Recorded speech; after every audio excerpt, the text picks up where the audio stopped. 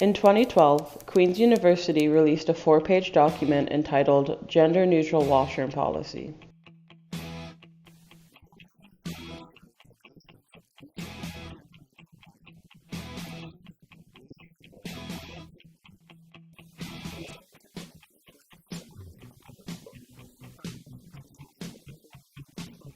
Or significantly renovated building on campus. Further, the university shall repurpose all single-user gender-specific washrooms into gender-neutral facilities as funding becomes available.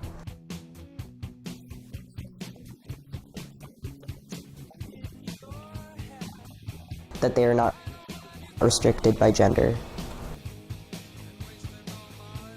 As of 2019, the institution fails to meet most of the guidelines outlined in the document. We want to know why.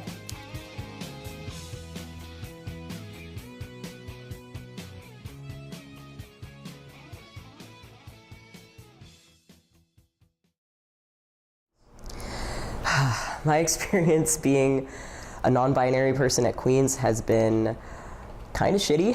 I find that as a trans person, really just existing in any space, it becomes not really just about you living, but about you making other people feel comfortable with how you present yourself.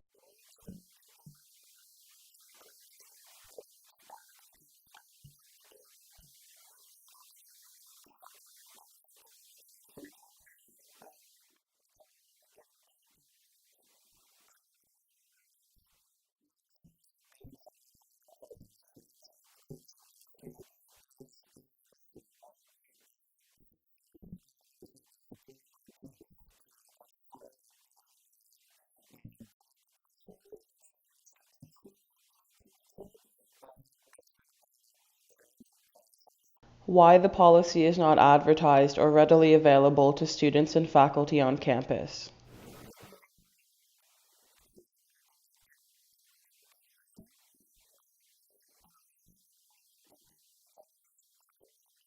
I had heard about it here and there. I didn't really know the extent of it.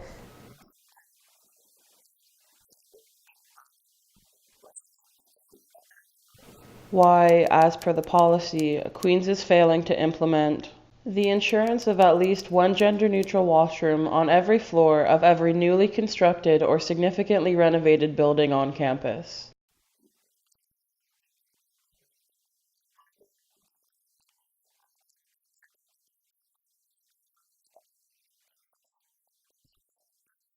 The repurpose of all single-user gender-specific washrooms into gender-neutral facilities.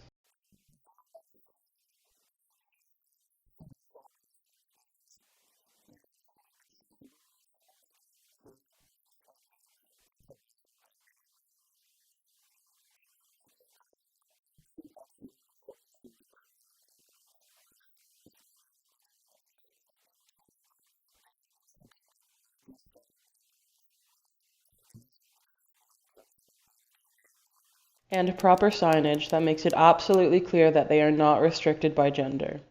I find that I try to really strategically kind of set my routes going to class. So like, oftentimes I'll have to go on like a huge roundabout before I go to Goodwin Hall by like going into the JDUC and using the bathroom. And I find that a lot of the bathrooms have been broken. So I've had to like completely, like it'll totally like ruin my schedule, like if I don't know where to go.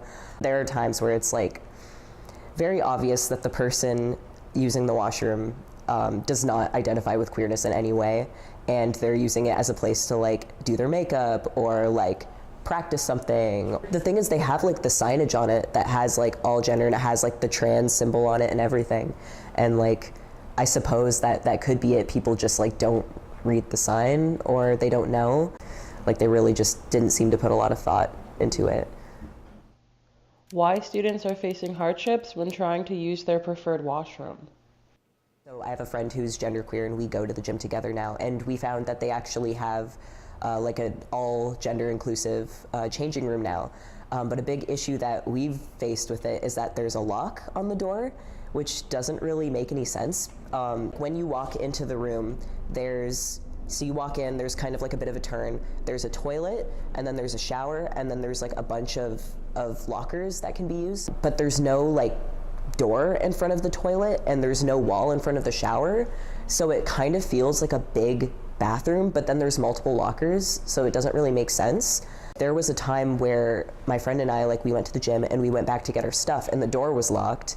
And we were like, how do we get our stuff? In about like 5 minutes, somebody came out and it was a woman and she worked at the Arc or whichever. So my friend like talked to her and was like, hey, like, this is a space, it says it's all inclusive, but, primarily it's a space for people like us. And like, we're not trying to police you on where you go, but like when you lock the door, it makes it like inaccessible to anybody else who needs to use it. I really just think that the second you put a lock on a door like that, like none of the other changing rooms have locks on them. Like, I think the best thing that they could do in that situation is like make a stall out of the toilet, put like a door for the shower, and just let anybody come in. But I don't know why it was even like modeled that way to begin with. But there have been other occasions where my friend has gone to the gym, and there was this one time where they were in the same like all-inclusive locker room, and a girl had walked in. And my friend was changing and had just finished changing. And when the girl came in and saw that my friend was there, she like freaked out and she like went back against the wall and was like, what are you doing here?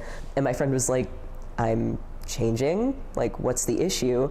And she was like, oh, I was just about to take a shower. And my friend was like, oh, okay, I'll leave, and like left. But like, it's not, the function of the room isn't a place for people to take like their own private showers if they don't need the space. Why the university is not treating this as an important issue.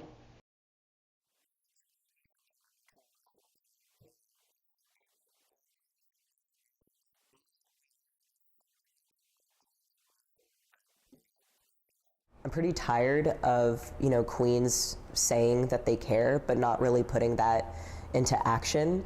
I mean, the fact that they even wrote this whole thing, like, that's basically them being like, oh, hey, I'm gonna like pretend I care, but not actually do anything to ensure that, what they say they're doing like actually happens.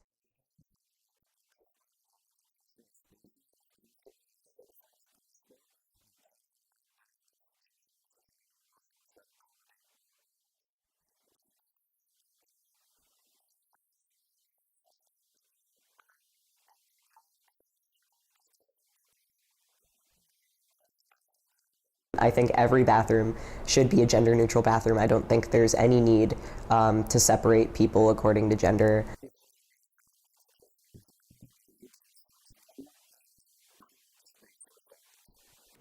Why Daniel Wolf and other administrative members have all respectfully declined an interview and to comment. Gender-neutral washrooms should be considered a standard, not a luxury for students and faculty who need to access them on Queen's campus, because they provide safety and comfort for people performing normal bodily functions. The fact that this policy clearly states an action plan that hasn't been properly implemented is unacceptable and completely telling of the university's stance. This entire time, we've been asking you why, and to a certain extent, that's all we can really do as two people.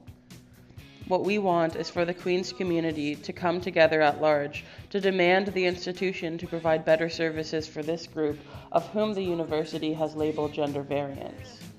After all, there's absolutely no good reason as to why this is still happening.